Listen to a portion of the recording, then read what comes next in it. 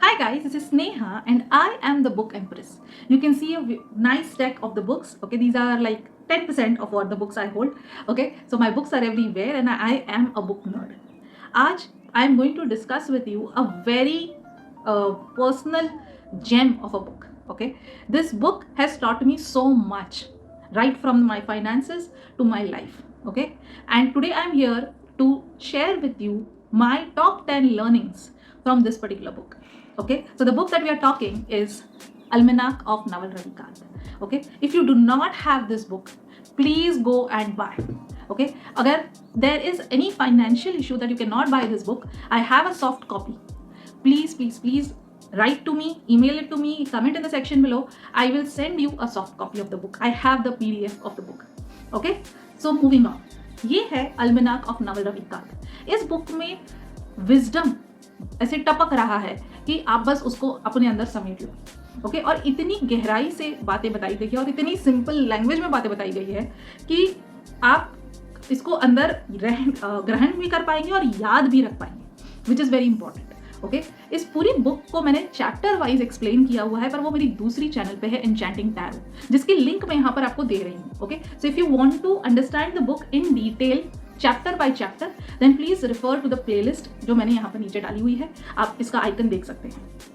Okay, सो आगे बढ़ते हैं. अब नवल रविकांत कौन है? Naval Ravikant is an entrepreneur and a businessman and an investor and a person who has earned wealth, created wealth, failed and again created wealth multiple times. So he knows it better कि पैसा कैसे बनाते हैं, not कमाते हैं, बनाते हैं.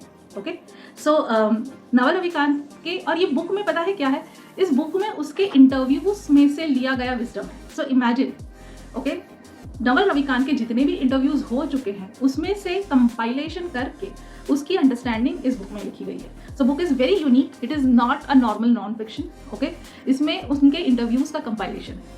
Alright, so which is very new age per me, कि मैंने बहुत नॉन फिक्शंस पढ़ी है जो चैप्टर बाय चैप्टर बहुत कभी कभी ड्राई भी लगती है. ओके, बट ये बुक आपको ड्राई फील नहीं कराएगी. ओके, आई एम श्योर अगर आपने अभी तक नॉन फिक्शन बुक्स नहीं पढ़ी है, you can start with this one. Okay, सबसे पहला जो मैंने सीखा वो था स्पेसिफिक नॉलेज का. जनरल नॉलेज हमारे पास बहुत है, बट फोकस हमारा होना चाहिए स्पेसिफिक नॉलेज पर. So Naval always says that seek specific knowledge. Specific knowledge हमेशा हाई डिमांड में रहता है, और जब आपके पास नॉलेज है जो हाई डिमांड पर है, आप उसको एक्सचेंज करके हमेशा ज़्यादा पैसे कमा सकते हैं. ओके, सो जनरल नॉलेज से ज़्यादा इंपॉर्टेंट होता है स्पेसिफिक नॉलेज. दूसरी चीज़ जो मैंने सीखी वो थी टाइम. नवल रविकांत कहते हैं कि अगर आपके पास दुनिया में सब कुछ है तो फिर भी एक चीज़ की कमी रहेगी, वो है टाइम. टाइम का आप कुछ कर नहीं सकते हो, it is beyond your control. So be mindful of how you are spending your time.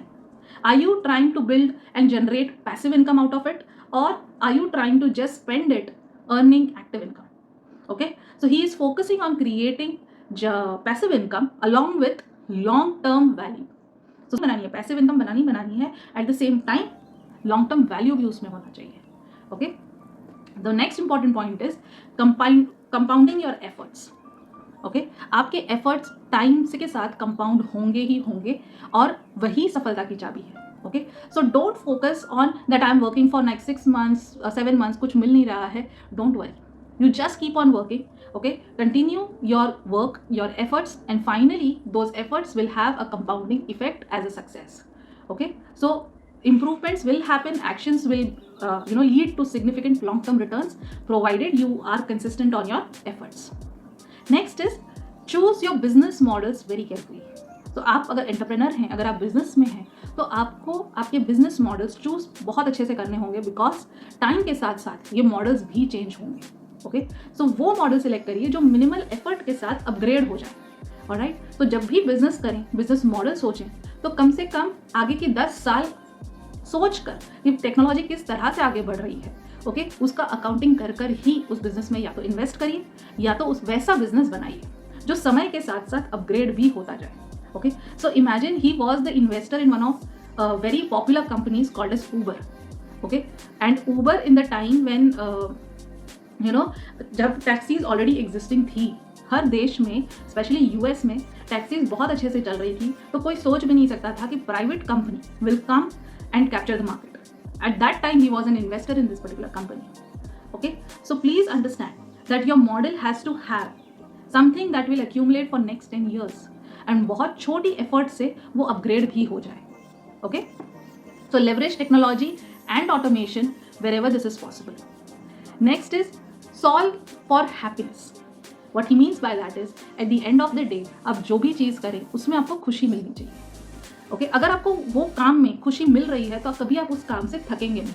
जैसे मुझे टैरो रीडिंग करना बहुत अच्छा लगता है, तो मैं दिन में 10 टैरो रीडिंग भी कर लूँ या मैं पूरे 10 घंटे भी अगर मैं अपने कार्ड्स के साथ बैठी हूँ, I won't feel tired. I will still have energy to go for the next reading.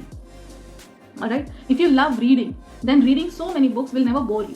Alright, so do the thing that gives you happiness, that gives you joy, that gives you fulfillment. So success is meaningful only when it contributes to your overall well-being. Okay, ना ही सिर्फ material wealth, आपकी overall well-being में उस चीज़ का contribution होना चाहिए. Most important is the next learning. Learn to say no. You don't have to say yes all the time.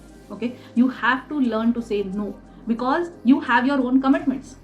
You have your professional commitments, you have your personal commitments, so you have to put your foot down when it is required. Okay, most importantly, saying no to opportunities or distractions that don't align with your goals. That is important. Okay, and इसी से आपकी productivity improve होगी और आपका focus भी बना रहेगा. Because जब आप कोई नई चीज़ शुरू करते हैं तो बहुत सारे डिस्ट्रैक्शंस आएंगे.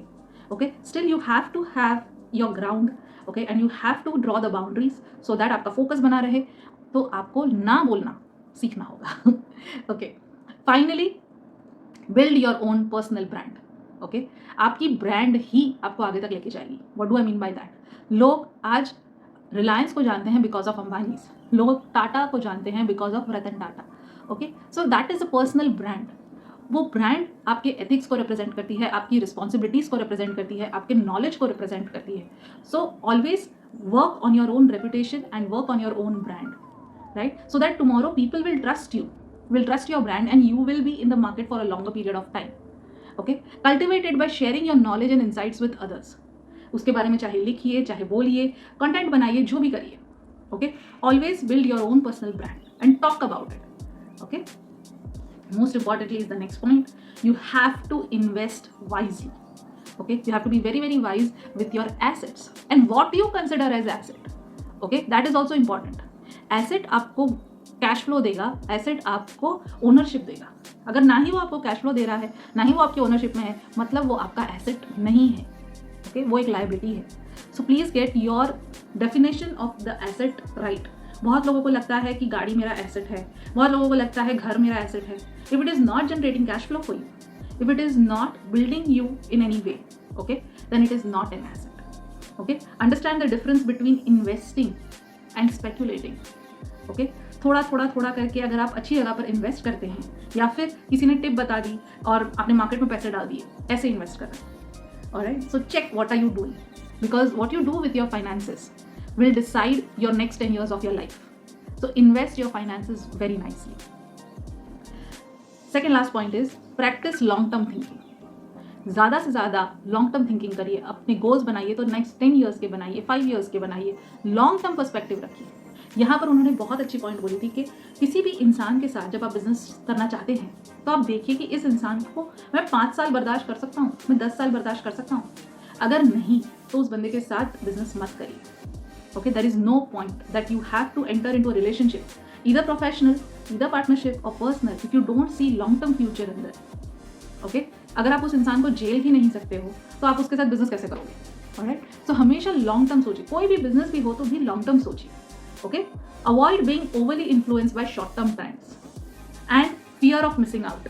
बहुत लोगों को ऐसा लगता है हमें तो आता ही नहीं इसीलिए हमको करना है, या तो सब कर रहे हैं तो हम भी करेंगे. Alright, please don't do that. And last and most important things, value and cultivate relationships.